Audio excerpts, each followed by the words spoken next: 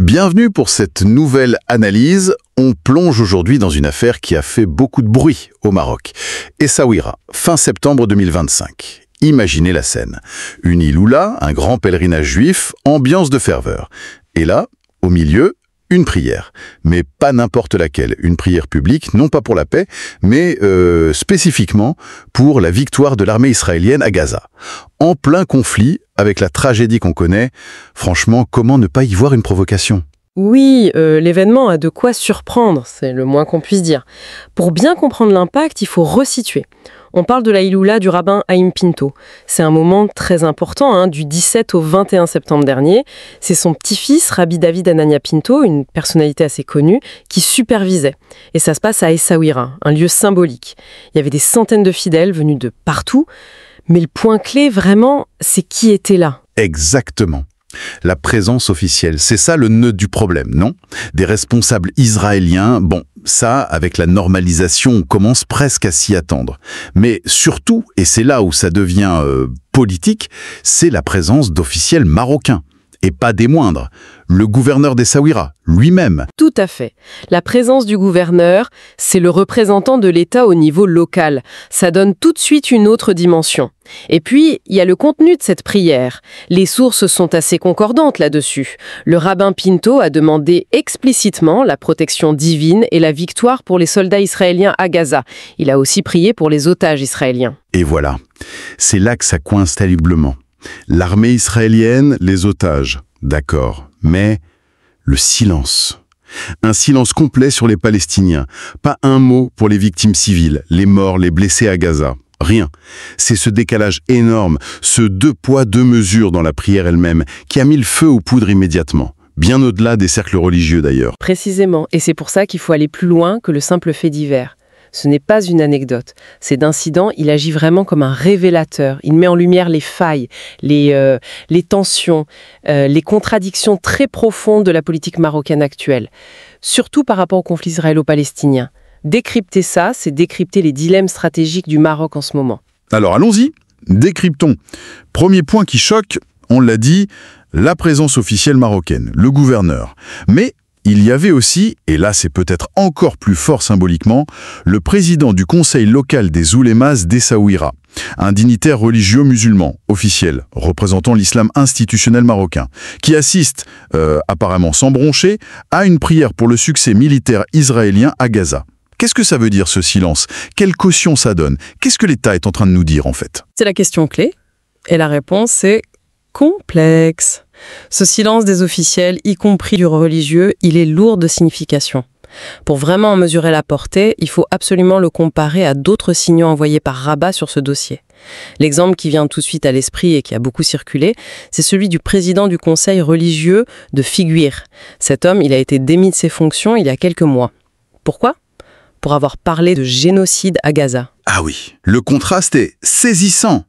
D'un côté, on vire un responsable religieux marocain pour des mots jugés trop forts contre Israël, et de l'autre, on a des hauts fonctionnaires, un autre responsable religieux, qui assiste passivement à une prière qui soutient l'action militaire de ce même Israël. C'est difficile de ne pas y voir une politique délibérée du deux poids deux mesures, non ? C'est cynique, ou c'est juste du pragmatisme vu de Rabat. En tout cas, c'est perçu comme profondément injuste par une très grande partie de l'opinion publique et beaucoup d'analystes.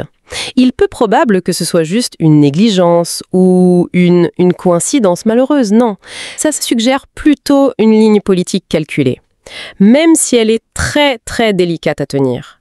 Tolérer cette prière, même si elle ne vient pas de l'État directement, ça peut être vu comme un geste envers Israël, ses soutiens, dans le cadre de la normalisation, des bénéfices attendus, Sahara occidental, etc.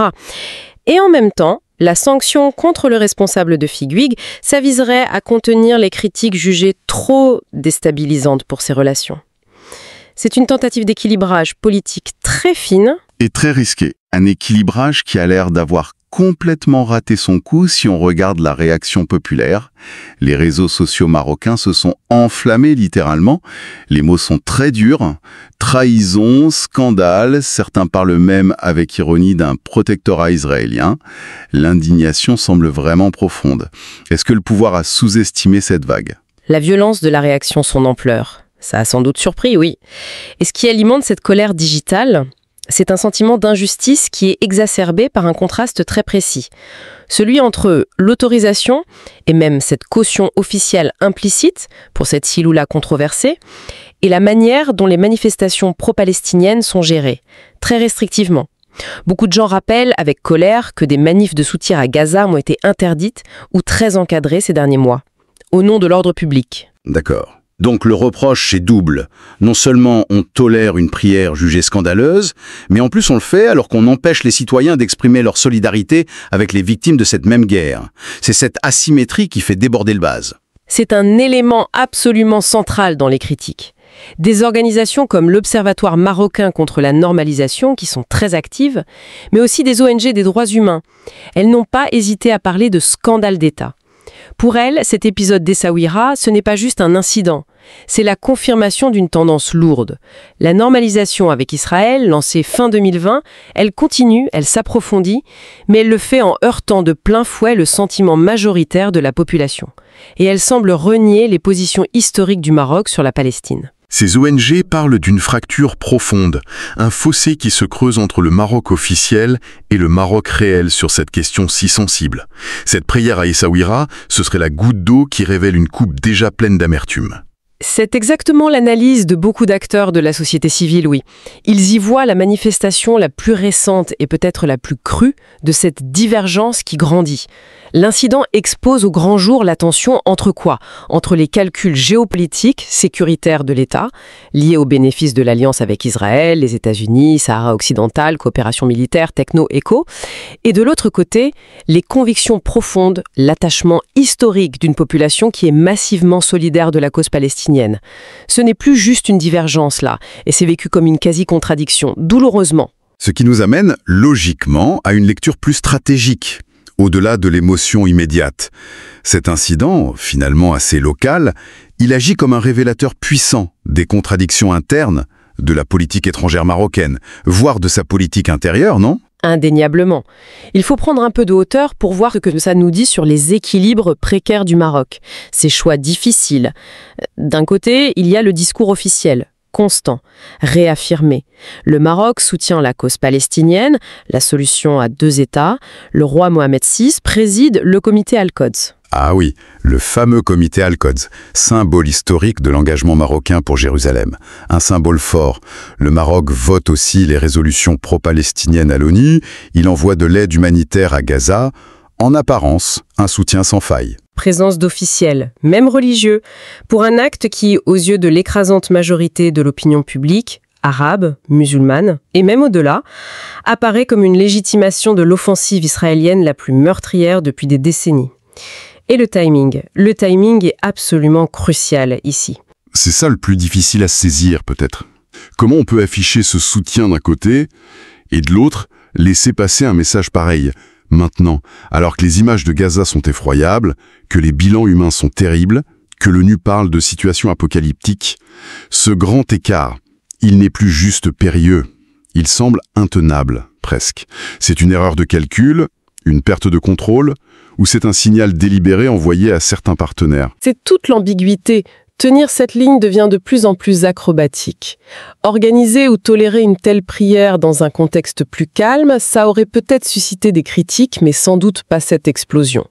Le faire aujourd'hui avec la tragédie de Gaza en toile de fond permanente et une opinion publique arabe, maghrébine, chauffée à blanc par un sentiment d'impuissance, de solidarité bafouée, ça donne à l'événement une portée symbolique dévastatrice pour l'image du Maroc. Et j'imagine que ça n'a pas seulement un écho interne. Comment c'est perçu dans la région, chez les voisins au Moyen-Orient? Ça doit alimenter les critiques contre la normalisation qui sont déjà très vives. C'est une évidence.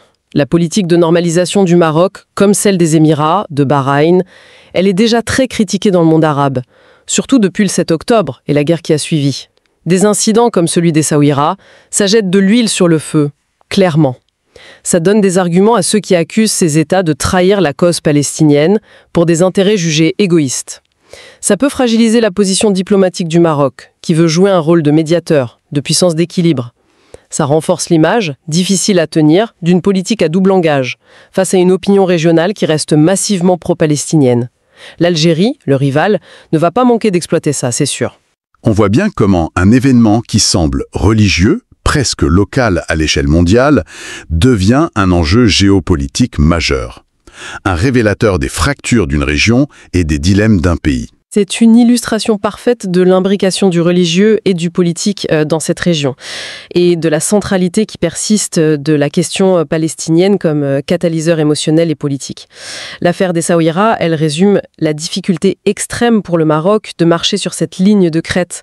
D'un côté, préserver les bénéfices de l'alignement avec Israël et les USA.